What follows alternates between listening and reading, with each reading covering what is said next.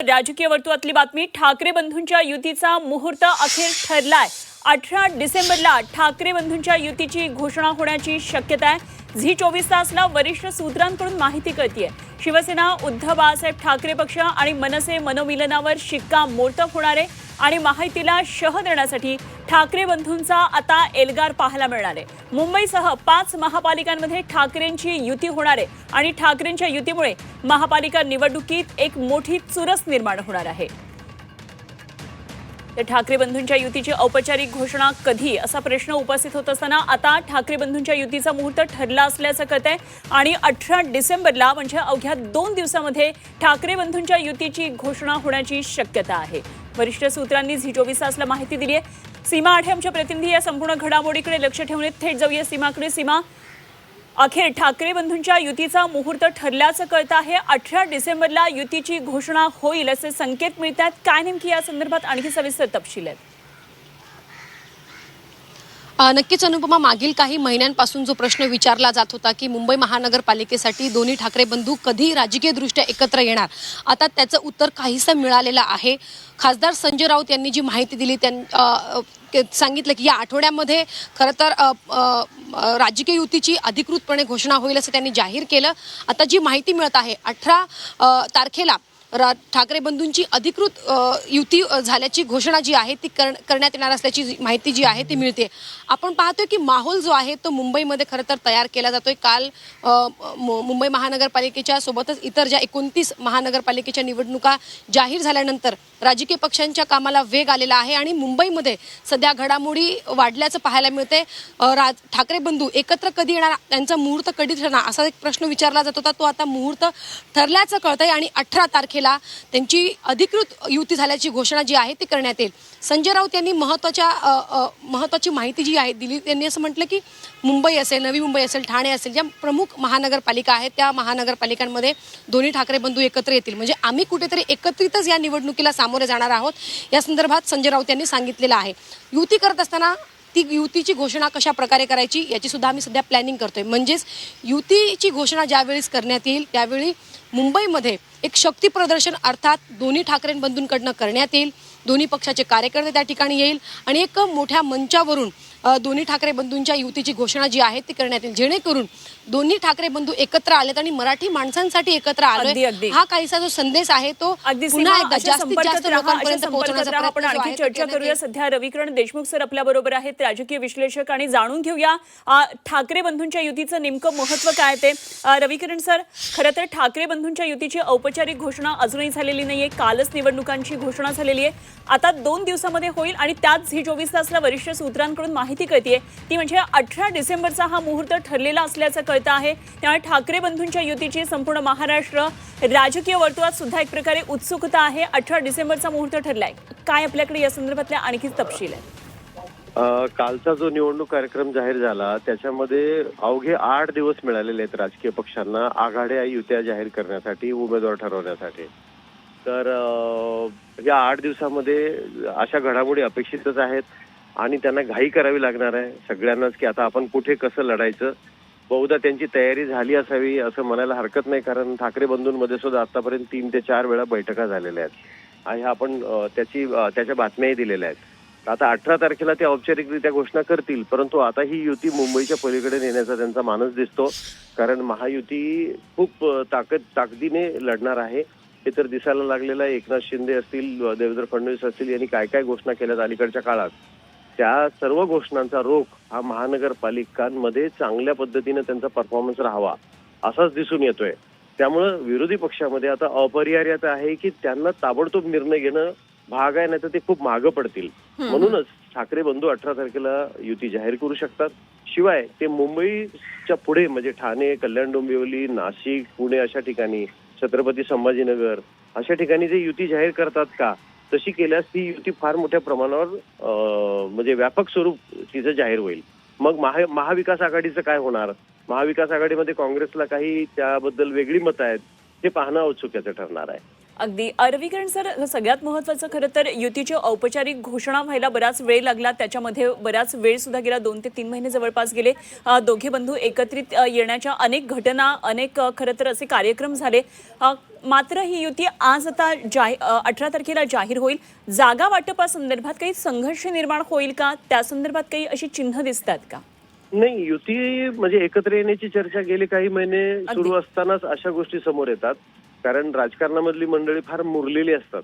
ती ताबडतोब जागांचा विचार करूनच अशा चर्चा पुढे येतात. तर त्यामुळे जागेविषयी भांडणं आता होण्याचं काही कारण नाही. आता फार फार तर असं होईल की मध्यंतरी जी वॉर्ड रचना झाली त्या वॉर्ड रचनेमध्ये काही भाग म्हणजे मतदारांचा दुसऱ्या वॉर्डमध्ये गेला, तर मग तो वॉर्ड कुणी लढवायचा, असे काही मोजके विषय असतील. बहुधा त्यांचं झालेलं असणार, कारण अनेक वर्ष ते दोघंही भाऊ राजकारणात आहेत. त्यामुळं या गोष्टी फार काळ लांबट ठेवणार नाहीत ते असं वाटतं. त्यांची तयारी पूर्ण झालेली आहे आणि काँग्रेसही आपण पाहतोय की काँग्रेसने आजच बैठक बोलावलेली आहे त्यांचे विधानसभा प्रमुख आणि जिल्हाध्यक्षांचे. तर त्यांनी स्थानिक पातळीवर हे काम बरंचसं आणलं असेल. फक्त प्रश्न एवढाच आहे की जर महाविकास आघाडीने असं ठरवलं की राज ठाकरे यांना सोबत ठेवायचं, तर मग मात्र काँग्रेसला नव्याने आखणी करावी लागेल. अगदी निश्चित. मुंबई महापालिकेसाठी तर अजेंडा ठाकरे बंधूंचा समोर येतोच वारंवार होत असलेल्या भाषणांमधून. मात्र इतर ठिकाणी ज्या ठिकाणी ही युती होईल त्या ठिकाणी नेमकी स्ट्रॅटेजी काय असू शकते सर? त्याच्यामध्ये असं सांगता येईल की छत्रपती संभाजीनगरचं एक उदाहरण आपण घेऊया. म्हणजे मुंबईच्या बाहेर शिवसेना पहिल्यांदा पडली असं म्हटलं जातं. मुंबई महानगर प्रदेशात ती म्हणजे छत्रपती संभाजीनगरला 1989 मध्ये. तर तिथे त्यांचं अधिक लक्ष असणार. तर तिथे महायुतीचं खूप मोठं आव्हान त्यांना असणार आहे. एकनाथ शिंदे खूप जोरात तयारीत आहेत. तर अशा वेळेला तिथे ठाकरे बंधूंनी एकत्र लढवायचं का, काय हे करायचं, कारण तो एक बालेकिल्ला म्हणूनच ओळखला गेला. तिथे कधीही पुन्हा काँग्रेसला किंवा इतर पक्षांना विजय मिळाला नव्हता. तर ती त्याच्याविषयीची व्यूहरचना असेल. नाशिकमध्ये आपण पाहिलं की मनसेने एकेकाळी म्हणजे तिथं सत्ताही होती त्यांची आणि खूप मोठं त्यांचं अस्तित्व होतं. तर अशा वेळेला नाशिकमध्ये या कुंभमेळ्याच्या पार्श्वभूमीवर त्यांना नवीन काय देता येईल, नाशिकला काय स्ट्रॅटेजी घेता येईल. आणि अनेक नेते आता पक्ष सोडून गेलेत मधल्या काळात. ठाकरेंचे पण काही सहकारी गेलेत. ती तिथली त्यांची रचना वेगळी असेल. पुन्हा पुण्यामध्ये मनसे विरोधी पक्षात होतं. तर तिथे त्यांना दोन्ही आता हे जे महायुतीचे घटक पक्ष आहेत ते स्वतंत्र लढणार आहेत, ते एकत्र लढणार नाहीत. आणि कालच मुख्यमंत्री असं म्हणाले की आमच्या दोघांच्या एकत्र लढण्यामुळे म्हणजे कोणाच्या, तर भाजप आणि राष्ट्रवादीच्या, जर तिसऱ्याचा फायदा होत असेल तर तेही राजकारण आम्हाला काही कळत नाही अशातला भाग नाही. म्हणजे याचा अर्थ तिथं तिरंगी लढत होणार आहे. तर तिरंगी लढत या अर्थाने की भाजप स्वतंत्र लढणार, राष्ट्रवादी स्वतंत्र लढणार, मग ठाकरेंना एकत्र आल्याशिवाय पर्याय नाही. कारण मग चौरंगी लढतीमध्ये यांचंच नुकसान होणार ठाकरे बंधूंचं. तर तो तिथे एक व्यूहरचना वेगळी असेल. तर अशा प्रमुख आपण महानगरपालिकांचा विचार केला. आता कल्याण डोंबिवलीला हे म्हणतात की आम्ही एकत्र लढू. तर कल्याण डोंबिवलीला महायुती एकत्र लढणार असेल तर ठाकरेंना वेगळं लढून चालेल का, वेगवेगळं? तर तिथेही त्यांना स्ट्रॅटेजी व्यवस्थित ठरवावी लागेल. तर असं महानगरपालिका निहाय त्यांच्या ह्या वेगवेगळ्या स्ट्रॅटेजीज असतील. प्रश्न फक्त एवढाच असतो की आम्ही इथे पूर्वी तुल्यबळ होतो तेव्हा आता आम्हाला किती जागा देणार. तर हे मुद्दे आज फार तसे किरकोळ झालेले आहेत, कारण महायुतीचं मोठं आव्हान या बाकीच्या विरोधी पक्षांकडे आहे. त्यामुळे त्यांना तडजोड तर करावीच लागणार आहे. अगदी सर, खूप खूप धन्यवाद केलेल्या सगळ्या विश्लेषणाबद्दल, दिलेल्या या सगळ्या माहितीसाठी. रविकिरण देशमुख सर आपल्याबरोबर होते, राजकीय विश्लेषक. संदीप आचार्य सर आपल्याबरोबर जोडले गेले, ज्येष्ठ पत्रकार. जाणून घेऊया त्यांचा नेमका या संदर्भातला काय पर्स्पेक्टिव्ह आहे. सर, एक मोठी बातमी कळतीये. खरं तर युतीची, ठाकरे बंधूंच्या युतीची औपचारिक घोषणा लवकरच होईल. मात्र झी24 तासला माहिती कळतीये 18 डिसेंबरचा हा मुहूर्त ठरतोय आहे असं कळतं आहे. त्यामुळे निश्चितच आता अगदी दृष्टिक्षेपात आलेली आहे ही ठाकरे बंधूंची औपचारिक युती. कसं एकतर आपल्याला या युतीकडे पाहता येईल, कारण खरं तर दोघे जण बंधू एकत्रित येऊन अनेक कार्यक्रमांमध्ये एकत्रित आले. मात्र युतीची औपचारिक घोषणा होणं टळलेलं होतं. त्यामुळे आता काल महापालिका निवडणुका जाहीर झाल्यानंतर आता लवकरच 2च दिवसात म्हणजे 18 डिसेंबरला युतीची घोषणा होईल. निवडणुका जाहीर झाल्या आहेत. अर्ज भरण्यापासून सगळ्या गोष्टींचा कार्यक्रम आता जाहीर झालेला आहे. आता याच्या पुढे दोघांनाही उशीर करता येणार नाही, ही वास्तव आहे. राहिला प्रश्न, तुम्ही 18 तारखेची शोधून काढली, एकूण राज ठाकरेंचा प्रवास बघितला तर 9 तारखेशी निगडीत आहे. त्यामुळे 18 तारखेला होऊ पण शकते. बरोबर आहे, तो मुद्दा नाही आहे, त्यांना लवकर करावी लागेल. पण जागा वाटप हा जो कळीचा मुद्दा आहे तो अजूनही माझ्या माहितीप्रमाणे सुटलेला नाहीये. आता तो जेव्हा सुटेल तेव्हा ती युती जाहीर होईल. हा एक भाग झाला. ठाण्यामध्ये, कल्याण डोंबिवलीमध्ये आणि बाकीच्या ठिकाणी पुणे नाशिकमध्ये तशी बघितली तर मनसेकडेही ताकद नाही आणि शिवसेनेकडेही ताकद नाहीये. त्यामुळे तिथे व्यवस्थित अंडरस्टँडिंग मध्ये होऊ शकतं. राहिला प्रश्न मुंबईमध्ये. मुंबईचा मुद्दा असा येतो की शिवसेना एकनाथ शिंदे गटाने साधारणपणे 2012 आणि 2017च्या इलेक्शन मधले 127, 125, 124 नगरसेवक आपल्या पक्षात घेतलेले आहेत. त्यातले जवळजवळ 44 2017चे नगरसेवक आहेत. म्हणजे जे काही ठाकरे शिवसेनेचे 84 नगरसेवक निवडून आले त्यातले जवळजवळ 44 माजी नगरसेवक आज एकनाथ शिंदेकडे. या 44 पैकी महत्वाच्या मेजर जागांवरती मनसेकडनं दावा सांगितला जातो अशी माझी माहिती आहे.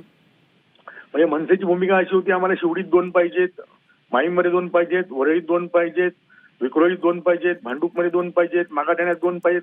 म्हणजे असं आहे की ज्या शिवसेनेने आणलेल्या जिंकलेल्या जागा होत्या केवळ उमेदवार त्यांचे केलेत, त्या रेडी आयत्या जागा जर त्यांना पाहिजे असतील तर त्याच्या बदले शिवसेनेला बेनिफिट काय मिळणार आहे मनसेकडनं?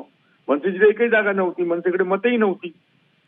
विधानसभेत मनसेच्या 26 जागा लढल्या होत्या, त्याच्यामध्ये 5,000 मतं मिळालेल्या जागा किती आहेत, वॉर्ड किती आहेत? तर मग शिवसेनेला फायदा काय होणार आहे मनसेला सगळ्या जागा दिल्यानंतर? आणि मनसे या सगळ्या परिस्थितीत भाजपच्या विरोधात किती लढणार आहे, काँग्रेसच्या विरोधात किती लढणार आहे, हाही एक महत्वाचा मुद्दा आहे ना. ते हे सगळे अजून माझ्या माहितीप्रमाणे जे काही पेच आहेत ते अजून प्रसंग सुटलेले नाहीये. ते येत्या 2-4 दिवसात त्यांना सोडवायला लागतील. त्याच्यानंतर जागा निश्चित करायला लागतील आणि त्याच्यानंतर युतीची घोषणा होऊ शकते. या क्षणापर्यंत अजूनही जागा वाटप त्यांच्यातलं अंतिम टप्प्यात पोहोचलेलं नाहीये. सो युती होईल, करावीच लागेल त्यांना. आता दोघांनाही पर्याय नाही तो. पण ती तुम्ही सांगता त्या तारखेला की या आठवड्यात पुढे मागे हा एवढाच फक्त प्रश्न आहे. पण या 4-8 दिवसामध्ये तर निश्चितपणे करावी लागेल. कल्याण डोंबिवली आणि ठाण्यामध्ये काही फारसा प्रॉब्लेम मला दिसत नाहीये. तिथे मनसेचे फारसं काही अस्तित्व नाहीये आणि शिवसेनेलाही मोठा फटका बसलेला आहे. त्या पार्श्वभूमीवर तिकडे दोघं एकत्र आले तर काहीतरी फेस सेव्हिंग व्हॅल्यू राहू शकते. या सगळ्या परिस्थितीत आव्हान अवघड आहे विरोधकांसाठी. महायुती आज पूर्ण फॉर्म मध्ये आहे, पूर्ण ताकदीने एकत्र लढतायत.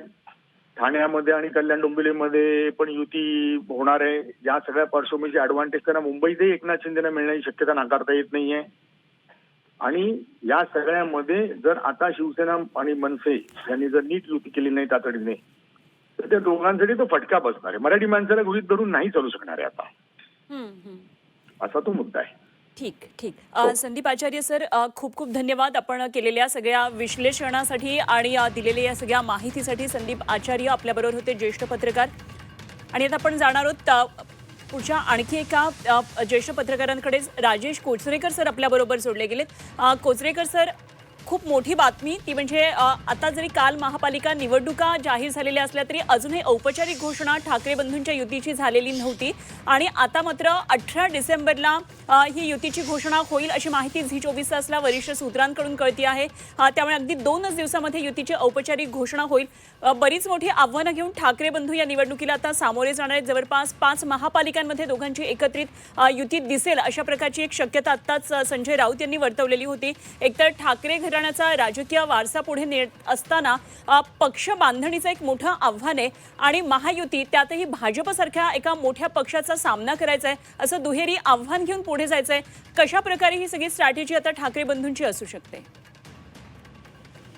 हे बघा, मी तुम्हाला आधी सगळ्यात महत्वाचं की राज ठाकरे यांचा 9 या क्रमांकाशी असलेला जो काही दोस्ताना आहे त्याच्याबद्दल सांगतो. 27 नोव्हेंबर 2005ला राज ठाकरे यांनी शिवसेनेला अखेरचा जय महाराष्ट्र केला, म्हणजे आपल्या काकांच्या पक्षाला.